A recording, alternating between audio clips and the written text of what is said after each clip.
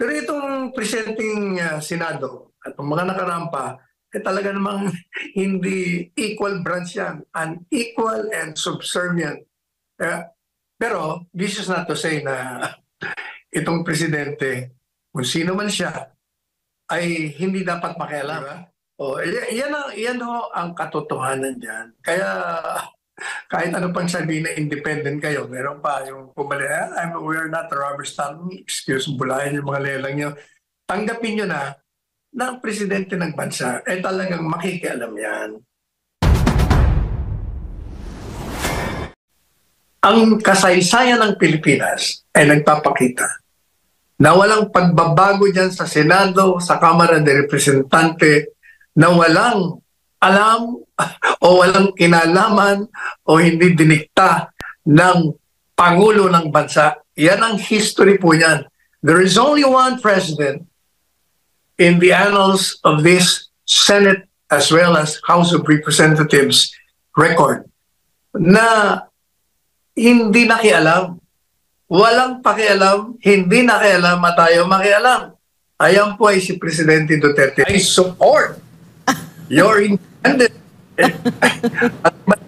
At sa virtual, pati yun nako, yan ang problema kasi.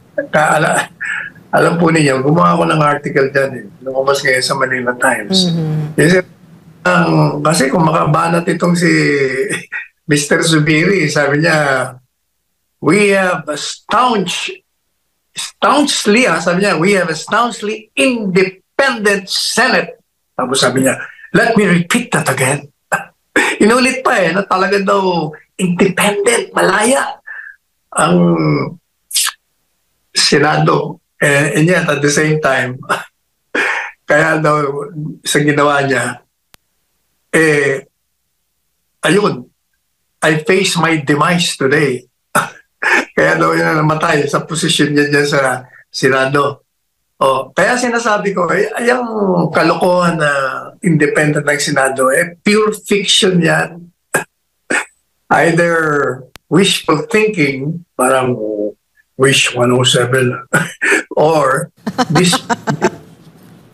most of the senators, not a few of them, are including themselves into believing na independent nga yung kanilang institution. But this is not to say that no senator has exhibited independence one time or another. Pero yung defiant senator na yon faces consequences, repercussions adverse sa kanya. Pero ang katotohanan, gaya ng sinabi ko po sa artikulo,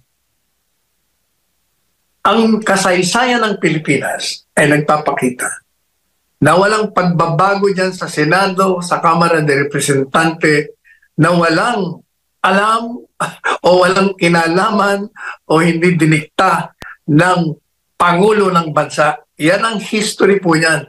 There is only one president in the annals of this Senate as well as House of Representatives record na hindi nakialam. Walang pakialam, hindi nakialam at ayaw makialam. Ayan po ay si Presidente Duterte. Tingnan nyo.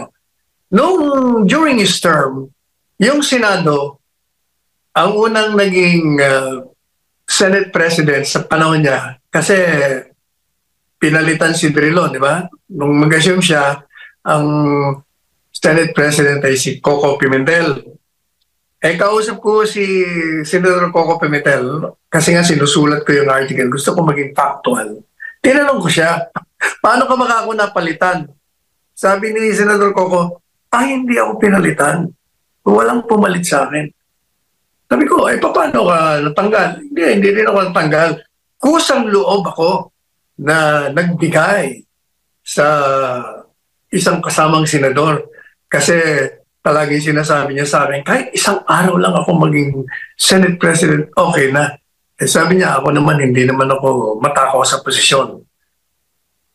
Kung baga, itong si Coco Pimentel, graciously and unselfishly give way to then Senator Tito Soto when he intimated to the Senate President Coco then na gusto niya ring maging Senate President. Binigay niya. O, madali sabi, kaya napakaganda ng transition. Walang masama loob, walang napilitan.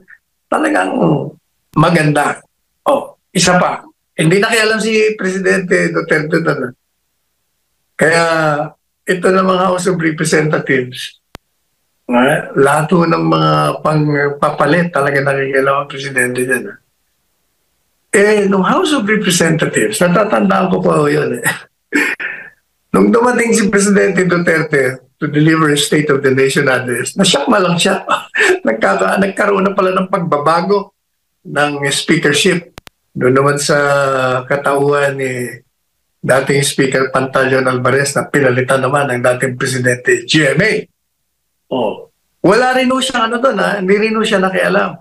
And then, nagkaroon ngayon ng after that, may tatlo ngayon na gustong maging speaker. Sino ito? Congressman Alan, si Lord Alan Velasco, and then si Congressman at dating Secretary of Foreign Affairs, si Alan Cayetano. And then, ito na nga ang controversial na speaker natin ngayon, si Martin Romualdez. Hindi sila isa. Gusto nila, kailangan bawat isa gusto. Pinunta nila ang Presidente Duterte na ayaw naman makialam. Pero nakiusap sila, sir, ayusin niyo naman kami tatlo. So, binag-suggest naman ng Presidente. Sabi niya, gusto niyo mag-share. Term sharing na lang kayo.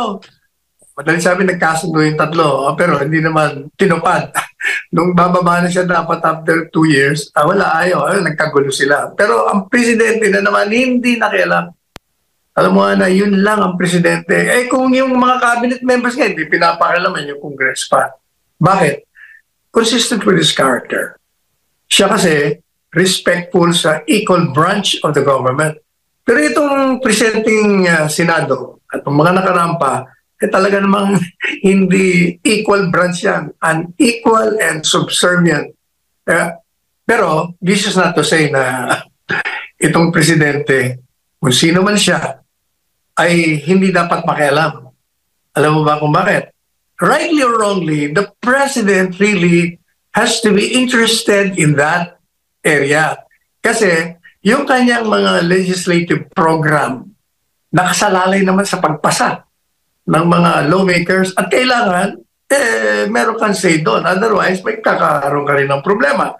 Ito naman mga lawmakers, paano naman sila magiging independent? May problema naman sila. Pag sinuway nila, ayaw nila, kinontra nila, baka mawalan din naman sila ng budget sa mga programa nila sa distrito nila. Di ba? Yan ang katotohanan dyan. Kaya kahit ano pang sabihin na independent kayo, meron pa yung pumali, we are not a rubber stamp, excuse, bulayan yung mga lelang nyo. Tanggapin nyo na ang Presidente ng bansa, talagang makikialam yan. Dahil hindi siya gusto niyang makialam. Kundi dahil kailangan din pakialaman niya dahil nakasalalay din ang tagumpay ng kanyang mga programa. Ang tanong, bakit si Presidente Duterte hindi nakialam? Kasi hindi niya kailangan makialam. Alam na nila ang programa ni Presidente Duterte, alam nilang maganda, sinuportahan nila.